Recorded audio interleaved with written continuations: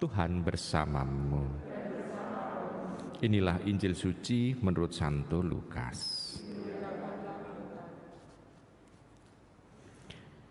Genaplah bulannya bagi Elisabet untuk bersalin, dan dia melahirkan seorang anak laki-laki.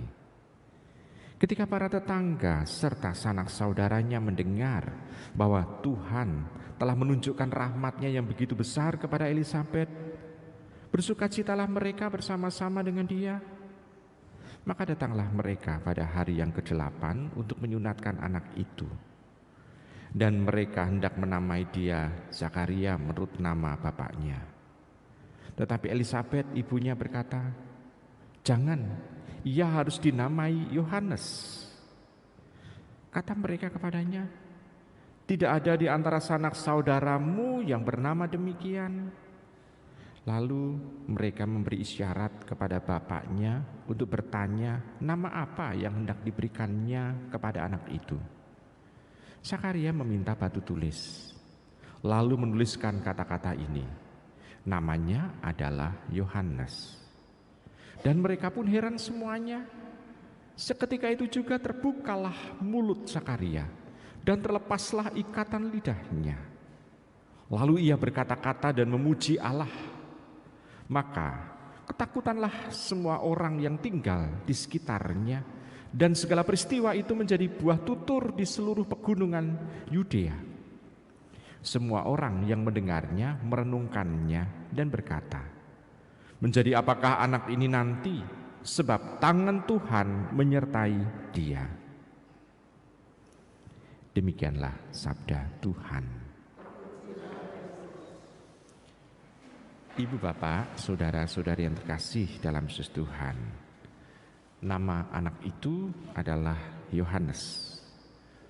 Dulu pernah saya katakan bahwa Yohanes adalah Yahweh yang mengasihi artinya. Dan ditampakkan di sana tidak hanya itu sekedar menjadi nama, tetapi juga menjadi pengalaman iman akan Zakaria dan Elisabet itu sendiri. Tuhan sungguh mengasihi mereka. Karena mereka pada waktu mereka sebelum punya nama, belum punya anak itu, keluarga mereka selalu dicemooh oleh tetangga-tetangganya karena tidak punya anak sama sekali. Jadi dianggap sebagai keluarga yang mandul, berarti keluarga yang tidak diberkati oleh Tuhan, oleh orang-orang Israel pada waktu itu. Lalu mereka bisa mengandung dan juga melahirkan, dan di situ mereka mempunyai suatu pengalaman bahwa Tuhan tidak pernah meninggalkan mereka. Dan mereka pun itu juga mempunyai suatu pengalaman bahwa waktu Tuhan berbeda dengan waktu dia. Walaupun mereka mempunyai keterbatasan, tetapi jika Tuhan bertindak, Tuhan bisa mengatasi keterbatasan yang dimiliki oleh manusia.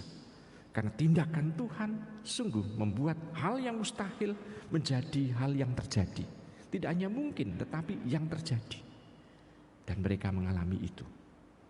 Lalu peristiwa itu juga menyertai pada saat peristiwa kelahiran Yohanes. Zakaria yang tadinya dibuat bisu karena ketidakpercayaan akan kata Gabriel pada waktu Gabriel memberikan warta mengenai rencana kehamilan dan kelahiran anak dari Zakaria. Akhirnya Zakaria, dibukanya mulut itu, dia bisa memuji dan memuliakan Tuhan.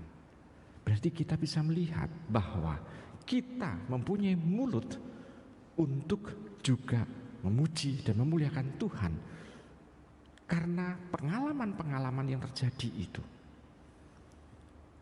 Orang yang melihatnya pun itu bisa merasakan bahwa memang Tuhan tidak pernah meninggalkan keluarga Zakaria.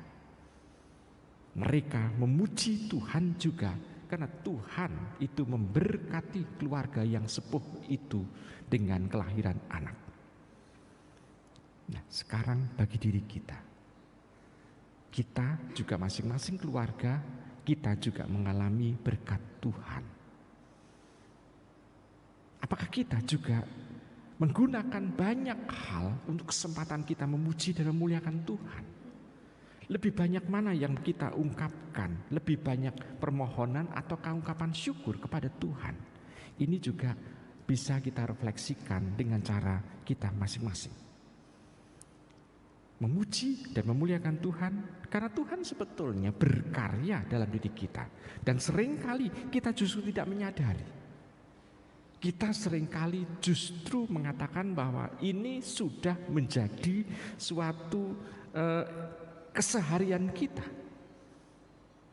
Pada waktu kita bangun tidur, kita tetap bisa diberi hidup, bisa diberi kesempatan untuk bernafas.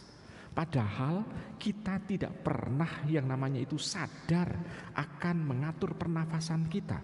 Kita tidak pernah sadar mengatur jantung kita. Kita tidak pernah sadar mengatur semua organ-organ tubuh kita. Kita bisa sadar mengatur gerakan tangan, gerakan kaki, gerakan mata, tetapi mengatur apa yang ada dalam diri kita, kita tidak pernah bisa. Dan itu semua adalah Tuhan yang merencanakan. Dengan Tuhan yang merencanakan, apakah pagi-pagi pada waktu kita bangun, kita bersyukur? Saya percaya dan saya yakin bahwa kita berangkat ke gereja pagi hari ini, itu juga mengungkapkan ungkapan syukur.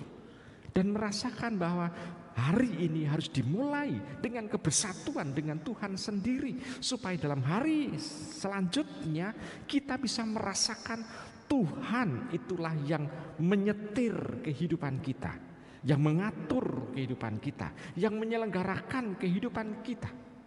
Kita nanti akan bisa merasakan dan mengalami Tuhanlah itu yang mengasihi kita dan membuat kita dimampukan untuk melakukan banyak hal.